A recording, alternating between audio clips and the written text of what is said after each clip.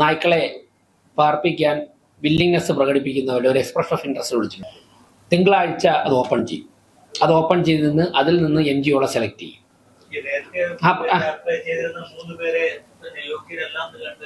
അതായത് അവർക്ക് അതിൽ ആ ചർച്ചയിൽ കുറച്ച് സമയത്ത് ഞാൻ പങ്കെടുത്തിരുന്നുള്ളൂ. ഞാൻ മനസ്സിലാക്കിയ രേഖകൾ നോക്കിയിട്ടൊന്നുകൂടെ പറയാം. ഞാൻ അന്ന് ചോദിച്ചു, മനസ്സിലാക്കിയത് അവർക്ക് സ്വന്തമായിട്ട് ഷെൽട്ടർ ഇല്ല. അവർക്ക് കോർപ്പറേഷൻ ഫണ്ട് ചെയ്ത് ഷെൽട്ടർ നിർമ്മിക്കണം. അപ്പൊ ആ ഒരു നിയമ തടസ്സം ഞങ്ങൾക്കുണ്ട്. വേറൊരു പ്രോപ്പർട്ടിയിൽ കോർപ്പറേഷൻ ഫണ്ട് ചെയ്ത് ഷെൽട്ടർ നിർമ്മിക്കുന്നതിൻ്റെതായ നിയമ തടസ്സമുണ്ട്. അതുകൊണ്ടാണ് അവർക്ക് ഷെൽട്ടർ ഉണ്ടായിരുന്നെങ്കിൽ നമുക്ക് ആ ചർച്ച തുടരാമായിരുന്നു. ഞങ്ങൾ അവരോട് എനിക്കൊന്ന് ഞാൻ ചർച്ചയ്ക്ക് നേതൃത്വം കൊടുത്ത ഉദ്യോഗസ്ഥർ പറഞ്ഞത്, ഷെൽട്ടർ നിങ്ങൾക്കുണ്ടെങ്കിൽ നമുക്ക് മറ്റുള്ള ചർച്ചകൾ തുടങ്ങാം. മറ്റൊരു ആളിന്റെ പ്രോപ്പർട്ടിയിൽ കോർപ്പറേഷന്റെ ഫണ്ട് മുടക്കി ഷെൽട്ടർ ചെയ്യാൻ വേണ്ടി നിയമപരമായിട്ട് ഞങ്ങൾക്ക് തടസ്സം വരും, ഓഡിറ്റ് ഒബ്ജക്ഷൻ വരും. അതുകൊണ്ടാണ് അത് ചർച്ച. രജിസ്റ്റർ നോക്കണം. ഇതിപ്പം 101 കൗൺസിലർമാർ എന്ന് അവധി പറഞ്ഞു, എന്ന് പങ്കെടുത്തെന്ന് എനിക്ക് എല്ലാ ദിവസവും ഇത് തുടങ്ങിയിട്ട് 5 മാസമല്ലേ ഓർമ്മിക്കാൻ പറ്റൂ?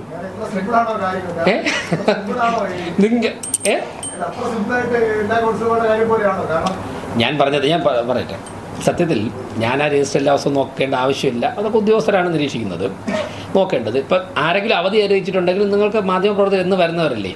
അപ്പോൾ എനിക്ക് തോന്നുന്നു കഴിഞ്ഞ 5 മാസമായിട്ട് നിങ്ങൾ എല്ലാ ദിവസവും വരുന്നുണ്ട്. Most welcome. അപ്പോൾ തുടക്കത്തിൽ നമ്മൾ പറയുന്നത് ഇന്ന് അസൗകര്യം അറിയിച്ചിട്ടുള്ളവർ ഇന്നാരൊക്കെ എന്നാണല്ലോ ആദ്യം വായിക്കുന്നത്. ആ ദിവസം ഒന്ന് വായിക്കും. ബാക്കി മിനിറ്റ്സ് രേഖപ്പെടുത്തി ഉദ്യോഗസ്ഥരാണ് അറ്റൻഡൻസ് മാർക്ക് ചെയ്യും, ലീവ് മാർക്ക് ചെയ്യുകയൊക്കെ ചെയ്യുന്നത്. അറ്റൻഡൻസ് കൗൺസിലർമാർ മാർക്ക് ചെയ്യും, ലീവ് ഉദ്യോഗസ്ഥർ മാർക്ക് ചെയ്യും. ഓരോ ദിവസം ആര് വന്ന് ലീവ് പറഞ്ഞു എന്നൊക്കെ ഞാൻ അത് ആക്ഷേപം ഒന്ന് വായിച്ചില്ലെങ്കിൽ അയാൾ ലീവ് പറഞ്ഞു കാണില്ല. അത് ആക്ഷേപം എങ്ങനെ ആവുന്നത്? അദ്ദേഹം ലീവ് പറഞ്ഞ ഞാൻ പറയാം മോനെ, ലീവ് എങ്ങനെയാണ്? ലീവ് ഒന്നുകിൽ രേഖാമൂലം, ഇവിടുത്തെ കീഴ്വഴക്കം രേഖാമൂലം ലെറ്റർ തരും, മെയിൽ ചെയ്യാം, മേയറെ നേരിട്ട് വിളിച്ച് പറയാം. ഇതാണ് ഇവിടെ നടക്കുന്ന കീഴ്വഴക്കം. ഈ കീഴ്വഴക്കം അനുസരിച്ച് ഈ 3-ൽ എന്തെങ്കിലും ചെയ്യുന്ന ആൾക്കാർ ലീവാണെന്ന് ഞങ്ങൾ കൗൺസിലിൽ പറയും. അങ്ങനെ പറഞ്ഞാണില്ല. അല്ല, അതപ്പോൾ മാറ്റി നോക്കാന്നേ.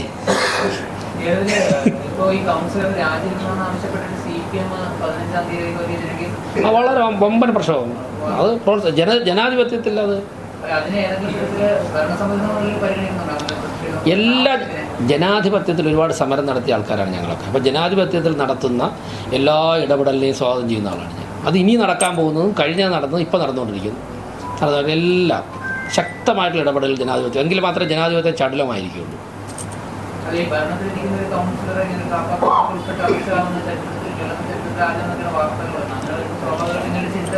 ഞാൻ ആ വാർത്തകളൊന്നും കണ്ടില്ല. വാർത്തകൾ ഇങ്ങനെ പലതും പറഞ്ഞു. ഞാനിപ്പോൾ രാവിലെ വന്നിട്ട് ഈ സുരക്ഷാ പ്രശ്നം നോക്കിക്കൊണ്ടിരിക്കുകയാണ്. വാർത്ത പലതും വരുന്നുണ്ട്.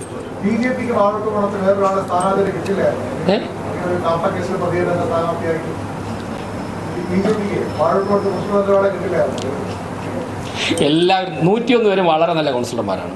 ഇവിടെ വിജയിച്ചു വന്ന 101 കൗൺസിലർമാരും ഏറ്റവും ആപ്റ്റായിട്ട് കോർപ്പറേഷൻ്റെ ഭരണത്തിന് നേതൃത്വം കൊടുക്കാൻ പറ്റുന്ന 101 പേരെയാണ് ജനങ്ങൾ ജയിപ്പിച്ചത്. 101 പേര് എല്ലാം ഏറ്റവും മിടുമിടുക്കരായ ജനപ്രതിനിധികളാണ് തിരുവനന്തപുരം കോർപ്പറേഷനിലെ 101 പേര് എന്നുള്ളതാണ് മേയർ എന്നുള്ളതിലേക്ക് എൻ്റെ അഭിപ്രായം. അവർ ഭംഗിയായിട്ട് അവരുടെ വാർഡുകൾ നോക്കുന്നുണ്ട്, വികസന കാര്യങ്ങൾ പൂർണ്ണ പിന്തുടരുന്നുണ്ട്. ഭരണപക്ഷ കൗൺസിലർമാർ ഭരണപക്ഷം എന്നുള്ള അല്ലെങ്കിൽ പ്രതിപക്ഷ കൗൺസിലർമാർ പ്രതിപക്ഷം എന്നുള്ള അല്ലെങ്കിൽ ശക്തമായിട്ട് ജനാധിപത്യ പ്രക്രിയയിൽ ഇടപെടുന്നുണ്ട്. ചടുലമായിട്ട് ഭരണം മുന്നോട്ട് പോകുന്നുണ്ട്. അവരുടെ വേറെ എന്തെങ്കിലും ഇതുമായിട്ട് ബന്ധം സ്വാഭാവികമായിട്ടും ഒരു മേയറിൻ്റെ ഉത്തരവാദിത്തമാണത്. ഈ ഭരണസമിതികൾ അത് 101 കൗൺസിലർമാർക്ക് ആർക്ക് അങ്ങനെ ഒരു ബുദ്ധിമുട്ടുണ്ട് കഴിഞ്ഞാൽ മേയർ അക്കാര്യത്തിൽ മേയറുടെ ഉത്തരവാദിത്തം നിർവഹിക്കും.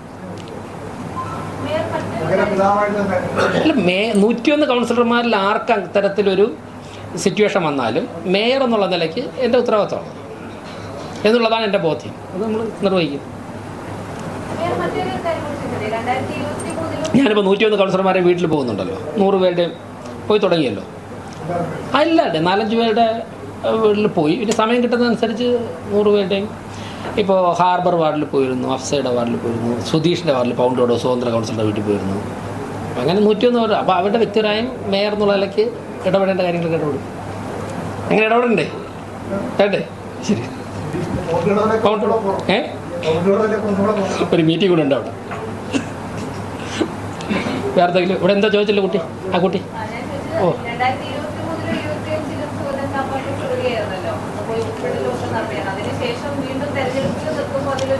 ഞാനൊരു കാര്യം പറയാം. ഈ എല്ലാ കൗൺസിലർമാരുടെയും അവർ കൗൺസിലർ ആയതിനു ശേഷം കൗൺസിൽ ഇടപെടുന്നതും കൗൺസിലർ എന്നുള്ള നിലക്കുള്ള കാര്യങ്ങൾ ചോദിച്ചു കഴിഞ്ഞാൽ ശ്രദ്ധയുള്ള കാര്യങ്ങളൊക്കെ ഞാൻ പറയാം.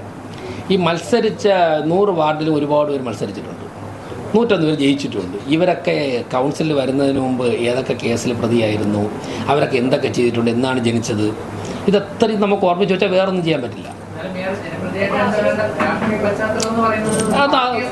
ജനങ്ങൾ ജയിപ്പിച്ചു വിട്ടു കഴിഞ്ഞാൽ ജയിച്ച് കോർപ്പറേഷനിൽ വന്നതിന് ശേഷം അവരുടെ നാട്ടിലുള്ള വാർഡിലുള്ള പ്രവർത്തനങ്ങളെക്കുറിച്ചാണ് കൂടുതലും മേയർ ശ്രദ്ധിക്കുന്നത്. ഓരോരുത്തരും അതിന് മുൻപ് എന്ത് പ്രവർത്തിച്ചു, അതിന് ശേഷം അല്ല, അതിന് അവിടെ പശ്ചാത്തലം, അത് നമുക്ക് അതിന് അങ്ങനെ ആവശ്യമില്ലല്ലോ. ഞാൻ പറയുന്നത് ഇതുമായിട്ട് ബന്ധപ്പെട്ട് ഞാൻ എല്ലാ കാര്യങ്ങളും 2 തവണ ഒരു വിഷയത്തിൽ തന്നെ ഒരേ ദിവസം 2 തവണ ഞാൻ നിങ്ങളെ കണ്ടു. ഈ അഡീഷണൽ ആയിട്ടുള്ള പുതിയ ചോദ്യങ്ങൾ ചോദിച്ചുകൊണ്ട് ഞാൻ പറഞ്ഞു, ഇതൊക്കെ നേരത്തെ മറുപടി പറഞ്ഞു, ഇതൊക്കെ കഴിഞ്ഞു. അത് പറയാനുള്ളത് 2 തവണയായിട്ട് പറഞ്ഞു കഴിഞ്ഞു. ഇന്ന് പിന്നെ നിങ്ങൾ ഞാൻ ഒന്നും പറയാതെ പോകുന്നത് ശരിയല്ലെന്ന് ചോദിക്കും. ബാക്കി കാര്യങ്ങൾ നിയമപരമായിട്ട് വേണം, ബാക്കി നമുക്ക് നോക്കാം. ഇനിയും കിടക്കയില്ല 4.5 വർഷം, നമുക്ക് ഒരുപാട് കാര്യങ്ങൾ പറയാനുണ്ടല്ലോ. ഓക്കെ, നമസ്തേ.